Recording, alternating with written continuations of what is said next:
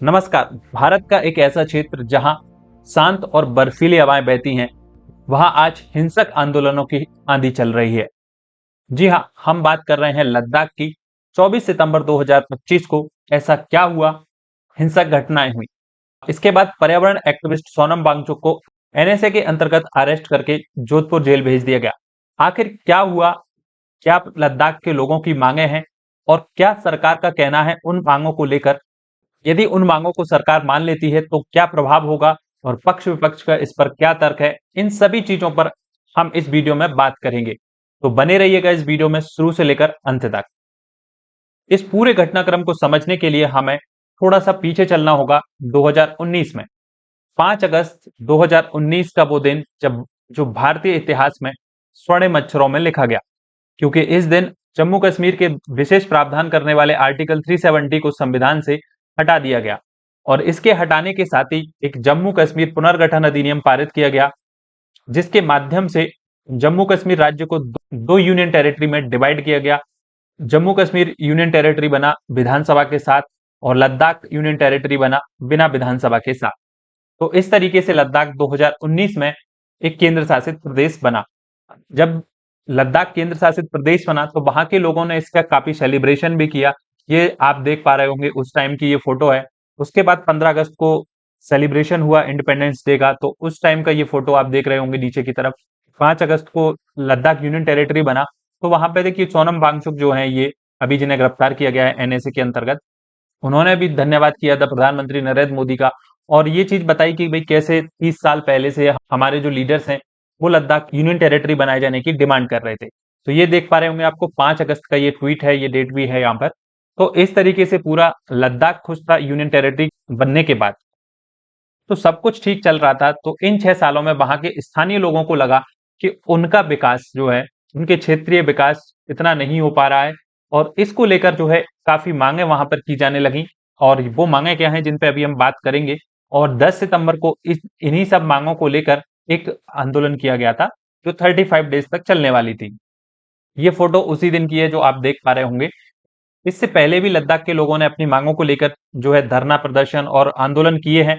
जैसा कि देखिए लास्ट ईयर का ये ट्वीट है, ये भी 15 दिन के सॉल्ट एंड बॉर्डर पर एक बार फिर से इन्होंने आंदोलन किया था अक्टूबर 2024 में।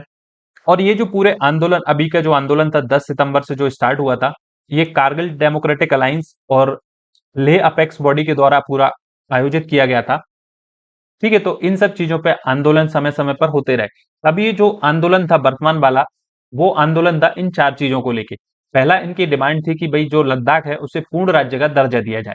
जैसे कि भारत के अन्य 28 राज्य हैं, उसी तरीके से लद्दाख को भी पूर्ण राज्य बनाया जाए। दूसरा, छठी अनुसूची में शामिल किया जाए, जैसे कि पूर्वोत्तर के राज्य शामिल हैं। तीसरी डिमांड थी कि 2 लोकसभा सीटें हों। चौथी इनकी डिमांड थी कि स्थानीय नौकरियों में आरक्षण मिलना चाहिए। इन 4 डिमांड्स को लेकर वहां पे आंदोलन चल रहा था। ले अपेक्स बॉडी जो थी एलएबी, इसके कुछ सदस्यों की तबीयत वहां खराब हो जाती है आंदोलन के दौरान, तो उन्हें हॉस्पिटल में भर्ती कराना पड़ता है। उसके बाद होता ही है कि वहां के जो लोकल युवा रहते हैं वो लद्दाख क्षेत्र में बंद का आह्वान करते हैं, यानी कि लद्दाख बंद की घोषणा करते हैं। अब इस लद्दाख बंद में कुछ ऐसे एलिमेंट्स आ जाते हैं जो इस शांतिपूर्ण आंदोलन जो चल रहा था उसको एक हिंसा में तब्दील कर देते हैं। अब देखिए, ये जो हिंसा हुई वो सोची समझी साजिश के तहत हुई है। किस प्रकार की चीजें हैं ये हम आजकल न्यूज में देख ही रहे हैं कि कैसी कैसी चीजें निकलकर सामने आ रही हैं। और ये पूरी हिंसा में देखिए, जो सबसे सेंट्रल पॉइंट ऑफ अट्रैक्शन था, तो ये जो है कांग्रेस का लीडर है। ये माना जा रहा है कि इसके पीछे ये जो पूरी हिंसा हुई है, राजनीतिक पार्टियां, साथ ही साथ इस पर ये भी आरोप लगाए जा रहे हैं कि ये जो पूरी हिंसा है वो किसी विदेशी नेता या विदेशी ऑर्गेनाइजेशन के द्वारा प्रायोजित की गई थी। फंडिंग के माध्यम से ये हिंसा पूरी भड़काई गई थी। देखिए, हालांकि अभी इस पर जांच चल रही है, तो कौन इसके पीछे है वो जांच एजेंसियां इसका पता लगा लेंगी। देखिए, ये हिंसा जब हुई उसके बाद में ये सोनम वांगचुक का ट्वीट था और ये वीडियो इन्होंने शेयर किया था कि भाई हम जो है शांतिपूर्ण आंदोलन कर रहे हैं, मैं वहां के लोगों से शांति व्यवस्था की सारी चीजें करता हूँ। तो फिर इन्हें अरेस्ट क्यों किया गया? देखिए, क्या था कि ये बहुत सारे इंटरव्यूज जा जाके दे रहे थे, उसमें कुछ बातें इनकी कुछ पुराने इंटरव्यूज में ये नेपाल, बांग्लादेश, श्रीलंका के जैसे उदाहरणों का एग्जाम्पल वहां पे दे रहे थे युवाओं के सामने। इसके अलावा ये, मैंने इनका एक इंटरव्यू देखा, उसमें ये बोल रहे थे कि यदि सेंट्रल गवर्नमेंट हमारी मांगे नहीं मानती है तो फिर चाइना से कोई भी आए हम रोकेंगे नहीं। इस तरीके की ये बातें कर रहे थे। एक तरीके से कहें तो देश विरोधी टाइप की कुछ बातें ये कर रहे थे, जिससे सरकार को ये लगा कि हिंसा वहां पे और भड़क सकती है और अव्यवस्था हो सकती है। 24 सितंबर को जब ये घटना हुई तो उसके बाद सरकार ने एक प्रेस रिलीज की।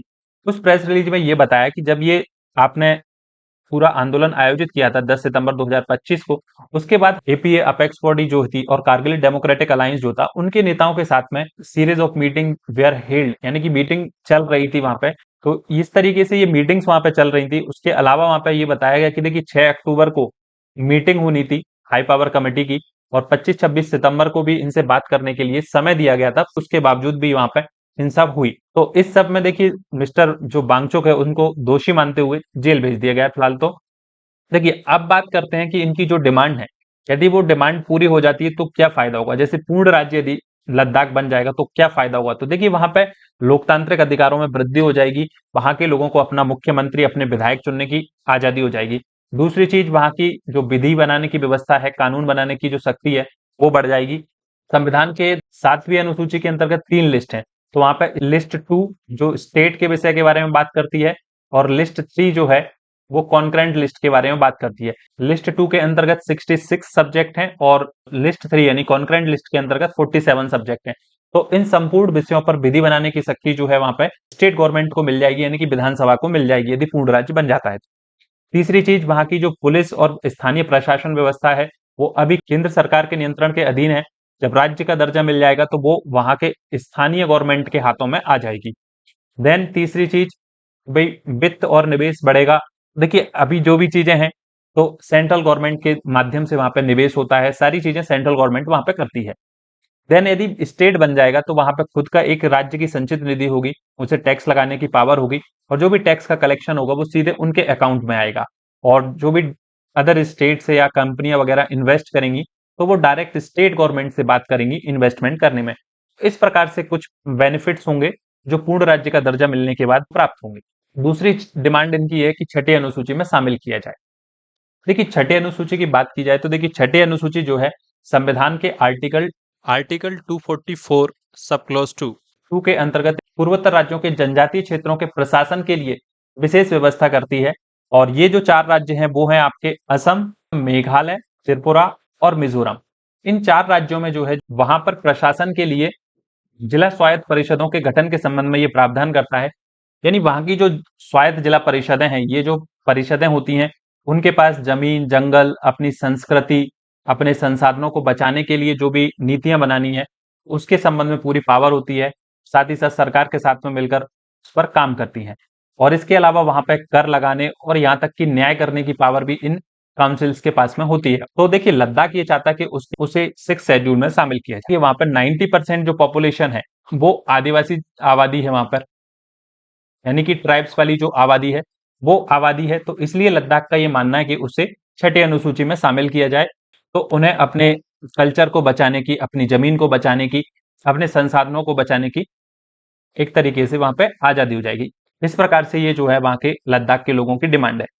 देन देखिए इनकी एक डिमांड है कि भाई रिजर्वेशन जो है नौकरियों में किया जाना चाहिए। और लद्दाख के लोगों को देखिए ये जो है आप 6 जून की ये न्यूज आप देख पा रहे होंगे, द हिंदू का ये आप स्क्रीनशॉट हमने लगाया हुआ है, जिसमें लिखा हुआ है कि भाई डोमिसाइल जो है 15 साल वहां पे यदि कोई व्यक्ति रह लेता है तो उसके लद्दाख का डोमिसाइल माना जाएगा, स्थानीय निवासी माना जाएगा, और 80% तक जो है गवर्नमेंट जॉब्स में उन्हें रिजर्वेशन मिलेगा। तो ये सारी चीजें हैं कि भाई रिजर्वेशन के संबंध में पहले से ही प्रयास किए जा रहे हैं और गवर्नमेंट वहां पे दे रही है। हालांकि कुछ लोग वहां के लद्दाख के जो है ये जो 15 ईयर्स का जो है इससे नाराज हैं कि ये वाली व्यवस्था जो है हटा देना चाहिए, कि कोई भी बाहरी व्यक्ति यदि 15 साल वहां रह लेगा तो वहां पे जमीन वगैरह खरीद के उनकी जो स्थानीय संस्कृति है उसको नष्ट करेगा, या मतलब कोई बाहरी लोगों का वहां पे प्रवेश हो जाएगा, ऐसी इनकी चिंताएं हैं। ठीक है, तो अब आते हैं कि मांगे वहां के लोगों के फायदे के लिए हैं, तो सरकार इन मांगों को क्यों नहीं मान लेती। तो इस पर अपन एक एक करके बात करते हैं, क्योंकि यहीं पे सबसे बड़ा ट्विस्ट है। सरकार को इन मांगों को ना मानने के पीछे कई रीजन हैं, जिनमें से कुछ प्रमुख रीजन पे हम बात करें तो देखिए सबसे पहला मुद्दा आता है राष्ट्रीय सुरक्षा का। ये जो लद्दाख है आप इस मैप में देख पा रहे होंगे, ये है लद्दाख, और यहाँ पे इधर साइड में ये चाइना का बॉर्डर है, ये जो आप देख पा रहे होंगे इधर पूरा ये चाइना का बॉर्डर लगता है। ठीक है, दूसरी चीज इधर ये पाकिस्तान का बॉर्डर लगता है, यहाँ पे आप देख पा रहे होंगे इधर साइड में। तो ये लद्दाख जो एरिया है पूरा एक संवेदनशील क्षेत्र है, स्पेशली 2020 के बाद का एग्जाम्पल हम ले तो चीन की जो झड़प हुई थी गलावन घाटी के लेकर, तो उसके बाद से जो है केंद्र सरकार ने यहाँ पे डेवलपमेंट्स के प्रोजेक्ट्स और रोड्स वगैरह बनाना बहुत तेज कर दिए हैं और राष्ट्रीय सुरक्षा को ध्यान में रख के कई प्रोजेक्ट्स वहां पर जो है गवर्नमेंट चला रही है। यदि वहां पर लद्दाख को पूर्ण राज्य बना दिया जाता है तो वहां पर स्टेट गवर्नमेंट और सेंट्रल गवर्नमेंट की जो हितों के टकराव होंगे वो बढ़ जाएंगे। अभी यह है कि गवर्नमेंट के पास सीधा नियंत्रण होता है, किसी भी प्रकार की सुरक्षा संबंधी कोई भी स्थिति होती है डायरेक्ट कंट्रोल की जा सकती है। और इसका एक और एग्जाम्पल यदि आपको देखना हो तो वेस्ट बंगाल भी एक पूर्ण राज्य है।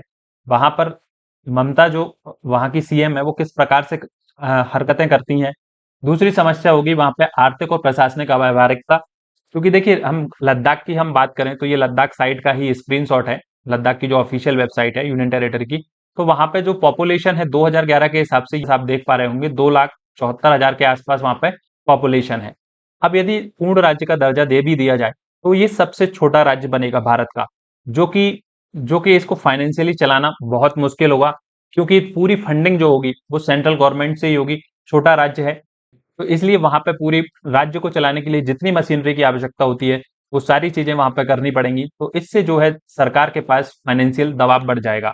फिर कानूनी बाधाएं, देखिए यदि इनकी जो मांग की गई है कि छठी अनुसूची में शामिल किया जाए तो वहां पर देखिए पहली चीज तो एक संविधान संशोधन करना पड़ेगा यदि छठी अनुसूची में शामिल करना है तो।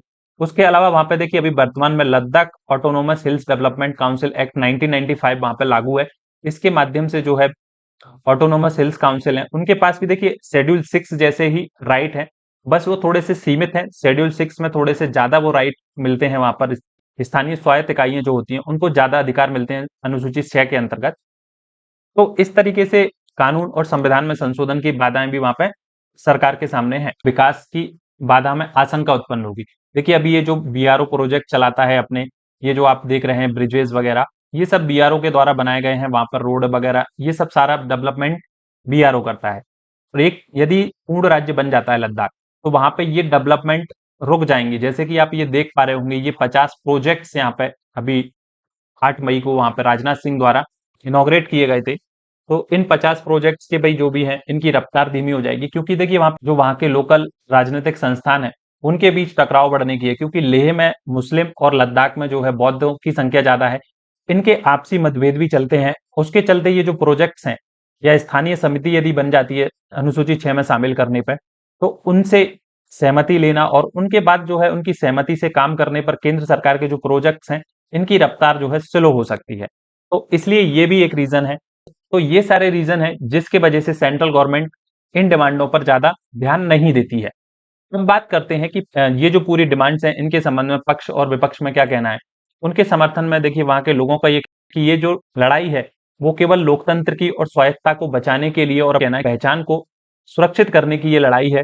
और विपक्षी दलों का ये मानना है कि ये जो केंद्र सरकार है उनकी ये विफलता है, वहां के लोगों के लोकतांत्रिक अधिकारों का हनन है, इसलिए उनकी मांगे जो है सही है, जायज है। ठीक है, वहीं केंद्र सरकार का कहना है कि देखिए राष्ट्रीय सुरक्षा जो है वो सर्वोपरि है। वहां के जो लद्दाख है उसके लिए यूटी का दर्जा सर्वश्रेष्ठ है, क्योंकि सीधे नियंत्रण जो है वहां पर केंद्र सरकार का है। और जो विश्लेषक हैं, अधिकतर विश्लेषकों का ये मानना है कि ये जो मांगे की जा रही हैं वो अव्यवहारिक हैं, क्योंकि इससे लेह और जो कारगिल का आंतरिक विभाजन है वो बढ़ सकता है। और इसके अलावा भारत के और क्षेत्रों से इस प्रकार की मांगे उठने लगेंगी। ये बातें हैं जो पक्ष विपक्ष में की जा रही हैं। अब बात करते हैं कि आगे की क्या राह होगी, यानी आगे क्या हो सकता है। देखिए राष्ट्रीय सुरक्षा सर्वोपरि है, केंद्र सरकार इस पर पूरा ध्यान दिए हुए है और ये जरूरी भी है, क्योंकि लद्दाख जो है एक बहुत ही संवेदनशील क्षेत्र है, क्योंकि हमारे पड़ोसी दोनों जो हैं जिनसे उसकी सीमा लगती है दोनों ही परमाणु सशक्त देश हैं। तो इसलिए राष्ट्र की सुरक्षा प्राथमिकता पर होनी चाहिए।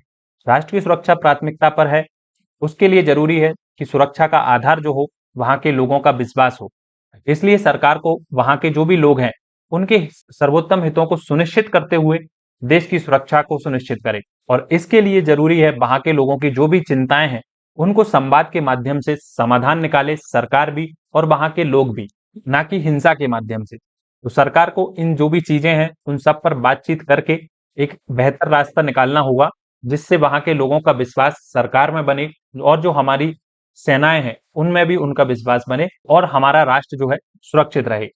तो अब समय है कि सरकार और स्थानीय प्रतिनिधियों के बीच एक पारदर्शी और विश्वास आधारित संवाद की तत्काल शुरुआत होनी चाहिए, जिससे कि एक ऐसा बीच का रास्ता सुझाया जा सके जो वहां स्थानीय लोगों की चिंताएं हैं उन्हें दूर किया जा सके और उनकी जो पहचान है उसको सुरक्षित किया जा सके और भारत की अखंडता को अक्षुण्ण रखा जा सके, क्योंकि लद्दाख का भविष्य भारत के भविष्य के साथ अटूट रूप से जुड़ा है। इस सब पर आपकी क्या राय है नीचे कमेंट सेक्शन में बताना, और आपको ये वीडियो अच्छा लगा तो इसे लाइक व शेयर करना बिल्कुल मत भूलना, और ऐसे ही वीडियोस के लिए चैनल को सब्सक्राइब जरूर कर लेना।